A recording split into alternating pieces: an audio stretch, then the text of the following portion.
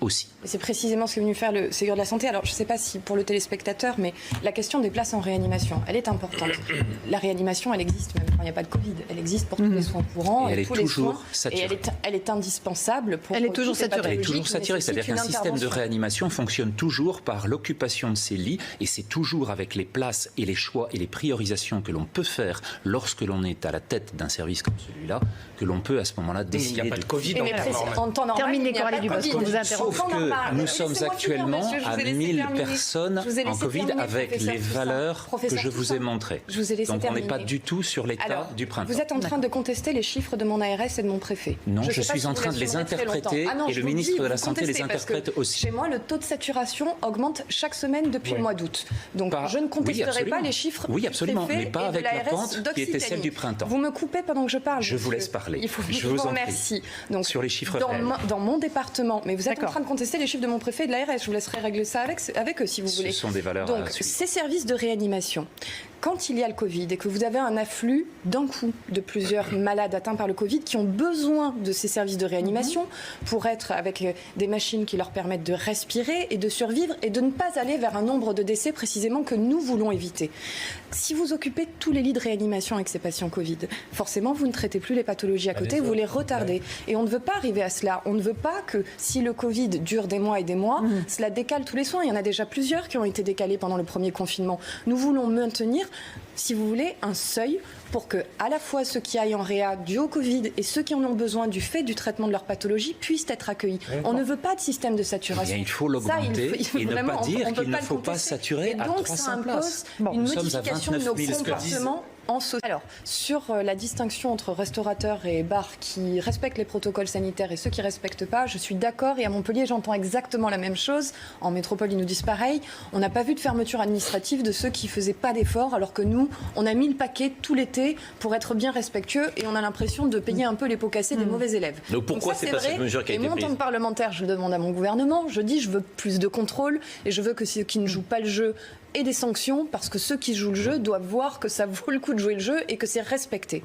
Mais même quand vous jouez le jeu, cela ne suffira pas. C'est-à-dire que c'est un fait scientifique. Quand vous êtes dans un bar, un restaurant, une salle de sport, vous contaminez plus que quand vous êtes au travail. Excusez-moi. Alors attendez, il va falloir le redire. Vous perdez l'habitude de me couper à chaque fois que je m'exprime, monsieur sur la science. Vous êtes déjà en train de me couper. Vous ne me couperez pas quand je m'exprime. Ce n'est pas vrai. Ce que vous dites n'est pas vrai. On peut lui apprendre la politesse. Madame Dubos, pas de mépris avec les invités, qui est en l'occurrence un professeur de médecine qui, je pense, a 2-3 arguments à vous opposer. Le débat, il a lieu sur le plateau de CNews tous les jours. Donc allez-y, et ensuite vous aurez la parole, professeur Toussaint. C'est la seule raison qui fait que même si un restaurateur a pris les bonnes mesures et porte le masque et fait ce qu'il veut en protocole... Vous avez des chiffres ? Alors on m'a dit 4 fois, 5 fois 2 en restaurant, fois 3 en salle de sport et fois 4 en bar. Pour les bars, en termes de contamination. On se contamine 2 fois plus. Voilà, c'est ça. Dans un bar. 3 fois 4. 3 fois plus. Le bar, c'est 4, c'est le plus élevé. D'accord. Le restaurant 2 et la salle de sport 3. Mais par rapport à 0 qui est dans la rue ? Par rapport à la situation de quand vous êtes au travail. Très bien. Dans les protocoles sanitaires... On peut faire un point chiffre ou pas ? Je voulais répondre sur le dernier point, sur la concertation. La maire de Marseille, elle est avertie depuis, je ne sais pas, fin août, que... Il risque d'y avoir un couvre-feu. On ne peut pas l'avertir fin août, on va fermer le 18 septembre. Non, alors le 20 septembre.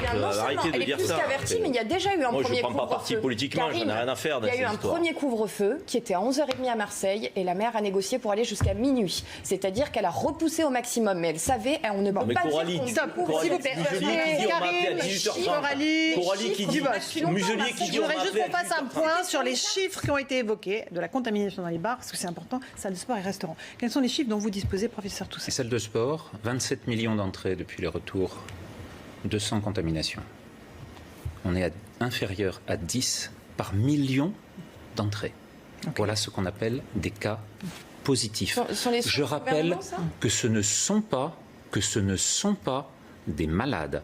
Or, nous sommes en train de dériver actuellement, Midi Libre hier, qui dit les 16 000 nouveaux tests positifs de jeudi sont des malades.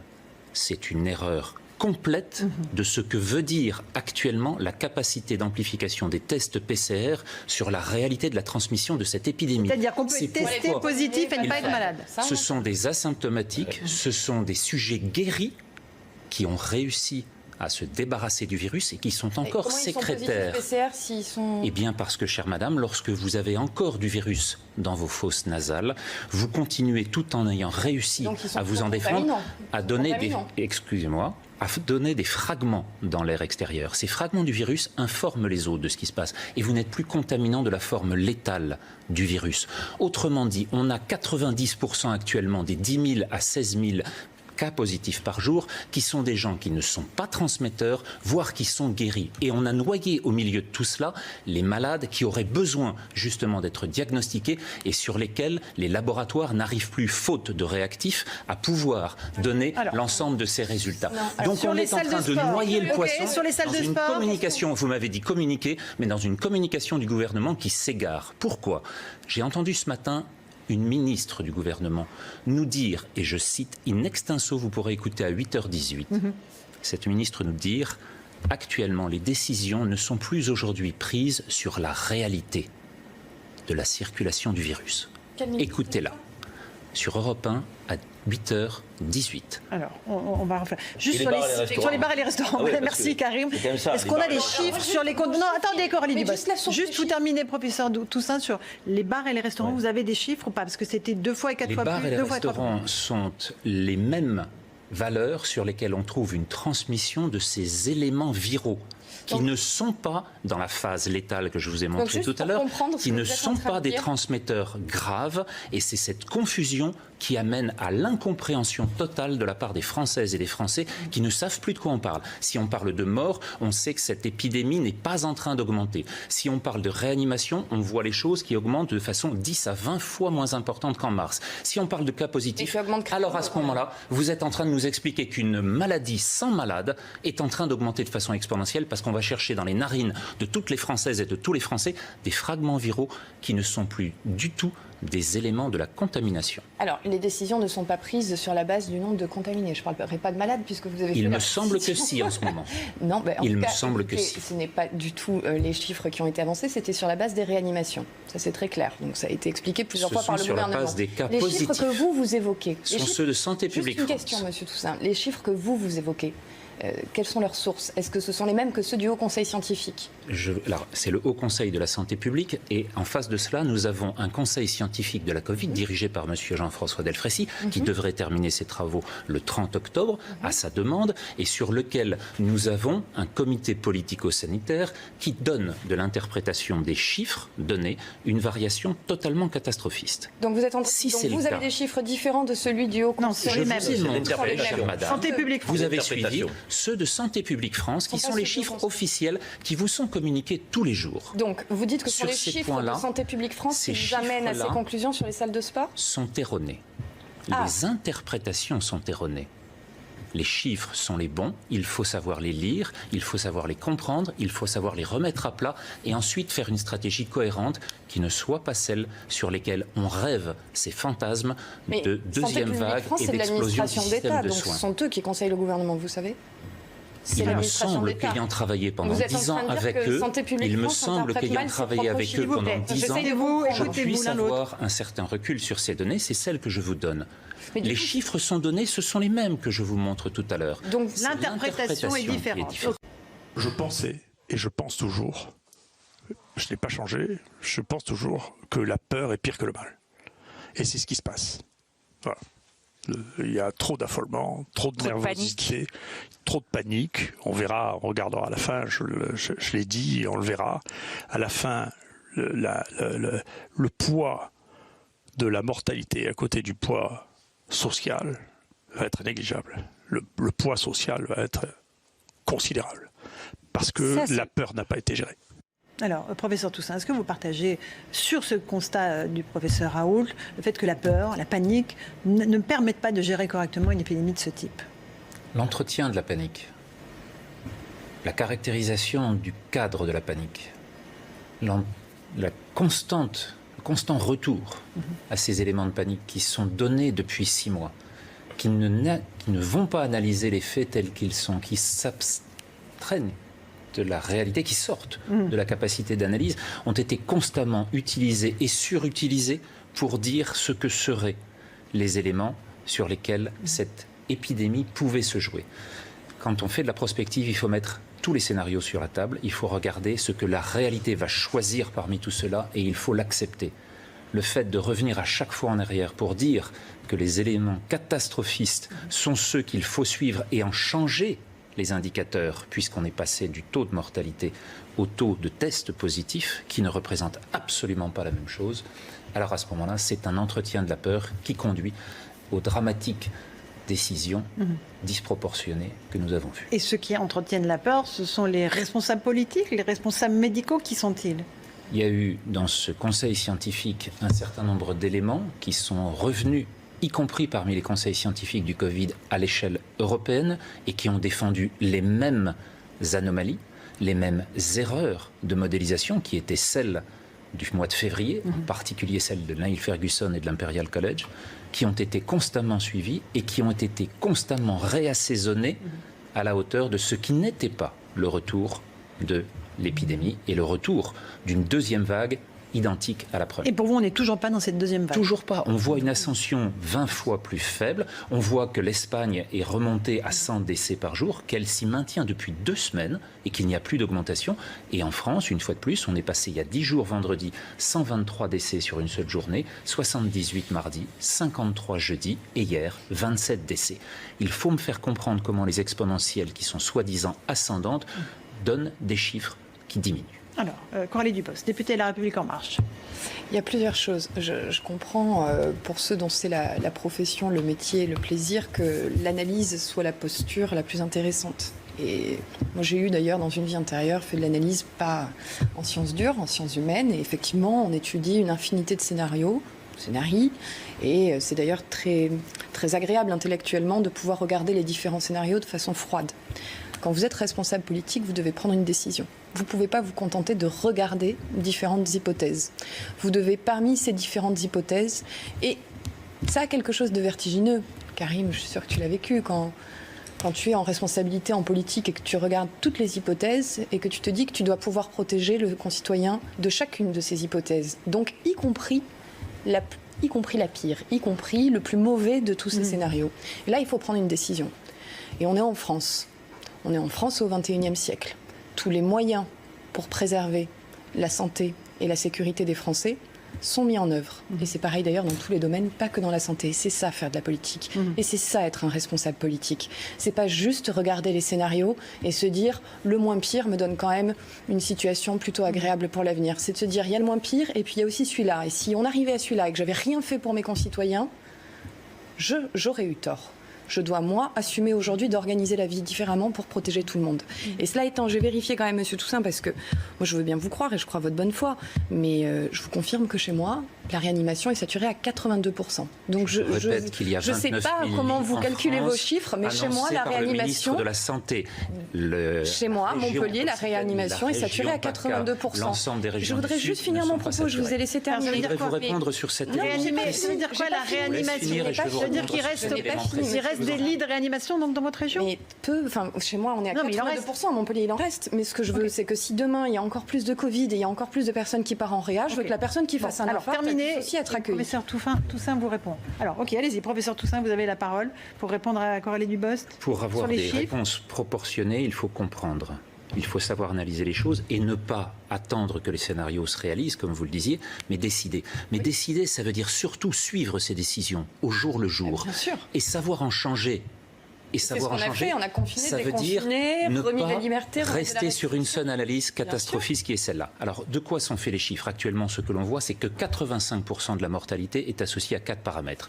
L'espérance de vie et l'âge, les facteurs de risque cardiovasculaire, dont la sédentarité et l'obésité, des facteurs environnementaux, en particulier sur la température, et des facteurs de développement. Et on vient d'apprendre cette semaine que les 15% restants sont liés à des facteurs immunologiques et génétiques. C'est l'équipe de Jean-Laurent Casanova qui nous le dit sur des spécificités des interférons et des auto-anticorps qui se développent avec le temps.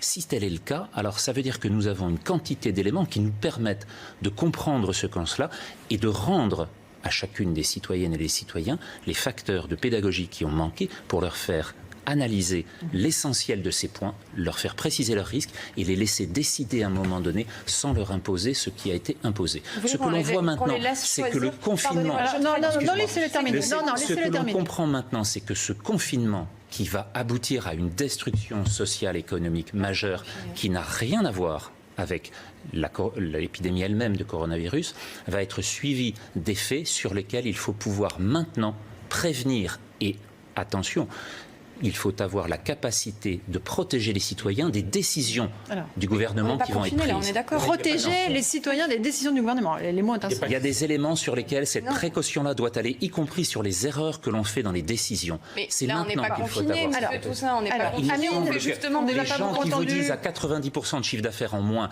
à Paris et à Marseille sont en train de s'effondrer. Je vais être très franche. Économiquement, je vais être très franche. Vous savez qui j'ai parlé aussi ce week-end? Parce que comme je suis députée, je parle avec tout le monde sur mon territoire. Et bien, le secteur de l'événementiel, des chefs d'entreprise sont venus me dire, nous les restaurateurs qui gueulent, on comprend pas, parce que nous c'est terminé depuis février l'activité. L'activité culturelle dans votre région, il n'y aura pas eu un moment où vous ne m'aurez pas coupé, Monsieur Toussaint. Je termine sur l'événementiel. Sur l'événementiel, ils n'ont pas pu faire de chiffres depuis le mois de février. Ils n'ont pas repris au-delà de 1000, au-delà de 5000. Ils n'ont pas repris. Les restaurateurs, ils ont fait la saison à plein. S'ils ont perdu 90% du chiffre, l'indemnité de l'État, elle va jusqu'à 10 000 € par mois, Monsieur Toussaint. Donc c'est pas eux qui vont en pâtir le plus. On va venir les soutenir. Moi, je m'inquiète pour d'autres secteurs et particulièrement celui de l'événementiel. Ok. Et celui du sport, et celui de la musique, et celui Ils sont pris en charge totalement aussi. Ah non, pas la musique, ça je peux vous garantir. La musique intermittente jusqu'en août 2021. Alors, intégralement, j'aimerais avoir l'intégralité, s'il vous plaît. Karim, La dernière mesure importante qui avait été discutée cet été était celle d'utiliser le masque en extérieur. Vous vous souvenez que l'OMS avait décidé qu'il n'y avait pas d'argument suffisant et demandé à l'ensemble des pays qui allaient mettre cette mesure en place d'en étudier l'efficacité et d'en étudier l'acceptation pour les populations. Cette mesure a donc été décidée en France pour l'ensemble des milieux ouverts pendant l'été et nous sommes passés dans le même temps de 1300 contaminations chaque jour à 13 000 contaminations au bout de 2 mois. Je me demande comment, sur le plan épidémiologique, on peut arriver à une quelconque démonstration de l'efficacité de cette mesure, si ce n'est en faisant penser que celle-ci répond à la pensée magique. Du coup, donc, si ce n'est pas le cas, ça fait x10, c'est pas moins 20. Ça fait x10. Ça fait x10, oui. Oui, je vous montrais des taux de mortalité tout à l'heure. Excusez-moi, ce sont 2 chiffres différents. Moi, j'ai dit que j'étais pas sur mortalité, mais sur... Donc, on est sur 10 fois plus, alors qu'on s'attendait à avoir 10 fois moins par l'efficacité des masques en milieu extérieur. Autrement dit, cette mesure qui a été quand même plus ou moins difficile à croire de la part d'un ministre de la Santé qui a dit une fois que c'était inutile, une fois que c'était obligatoire, nous revient maintenant avec l'absolue incapacité d'en faire la démonstration. Toutes les mesures sont alignées sur cet élément. Donc, la suite, sur la mortalité, sur le taux de mortalité, on pourra y venir aussi. Juste le fait que les contaminations aujourd'hui n'ont pas lieu en extérieur. La réalité, c'est qu'elles ont lieu en milieu confiné. En milieu clos. Voilà, et dans le milieu familial. De surcroît. Donc là, on ferme les restaurants, on va faire de plus en plus de bouffe à la maison. Je répète que ce ne sont pas des contaminations de maladies, ce sont des tests positifs qui mélangent les guéris, les asymptomatiques, les non-transmetteurs et les malades qui ont besoin de se diagnostiquer. Et vous dites que 90% des gens qui sont testés positifs aujourd'hui ne sont pas contaminants. Actuellement, les valeurs sur lesquelles on ne rend pas le nombre de cycles d'amplification ne permettent pas de faire le tri. Et lorsqu'on est au-delà de 35 cycles d'amplification, on sait qu'on est de moins en moins transmetteur et on va jusqu'à 40, 42, voire 45 sur les tests actuellement. C'est la Société française de microbiologie qui, ce matin, annonce qu'il serait nécessaire de faire valoir cet indicateur. Le masque en extérieur ne sert donc à rien. Ça fait partie comme ça des choses qui font que les Français ne croient plus, en fait, n'adhèrent pas, encore une fois, aux décisions des Français, du gouvernement. Alors, je l'ai vécu, ils l'ont réclamé pendant toute la période de février. Regardez, j'ai pas fini ma première phrase, vous m'avez déjà coupé. Ben oui, mais je vous écoute. Est-ce que j'ai la permission de parler, Monsieur Toussaint? Vous voulez me donner la permission? Oh là là, franchement, c'est pas la peine de prendre ce ton-là, on débat de façon tranquille sur ce plateau. Allons-y. Le masque en extérieur, il a été réclamé pendant tout le confinement. Les gens disaient si on avait des masques en extérieur, on ne serait pas confinés. On n'a pas arrêté de dire que non, ça n'avait rien à voir, qu'on était déjà à un tel moment de circulation du virus que c'était nécessaire. C'est les Français qui vous ont forcé à prendre la mesure. Les maires, souvenez-vous, il y a eu la période où les maires, ville par ville, décidaient de le rendre obligatoire dans leur ville. Nous l'avons vécu, nous avons eu ce débat en interne à Montpellier, puis ça n'a pas été adopté finalement. Quand nous avons déconfiné complètement, que la vie en extérieur a repris, je ne sais pas cet été si vous êtes resté en France, moi je suis restée en France. Comme tout le monde, oui. Voilà, je pense comme beaucoup de personnes. Dans le sud de la France, je dois dire que les gestes barrières essentiels avaient un peu été perdus, surtout de la part des plus jeunes qui avaient retrouvé le plaisir, la joie de vivre, je comprends, c'était l'été, il y a la plage, et il y avait aussi des moments très festifs. Et dans ce moment-là, dire de porter un masque, c'est aussi de rappeler que le virus est toujours présent et qu'il faut toujours être prudent. D'ailleurs, on a toujours dit que la mesure que tout le monde dit aujourd'hui, du lavage des mains est plus utile que celle du masque. Ça a toujours été dit. Et c'est sur celle-ci qu'on appuie à chaque fois. Non. Aéroporté, manuporté, la différence est réelle sur le virus. C'est celle des gestes barrières, celle du lavage des mains, c'est celle sur lesquelles on a besoin d'augmenter son immunité personnelle, et ça, c'est l'activité physique et sportive. Et c'est pas en fermant les salles de sport, où il n'y a quasiment pas de transmission et de tests positifs qui surviennent, une fois de plus, c'est là où on va avoir le seul élément thérapeutique sur lequel on peut agir soi-même. Et on l'interdit en ce moment. Comment est-ce imaginable à quel point les gens ne comprennent pas ce qui est en train de se passer, y compris au sein des conseils scientifiques ?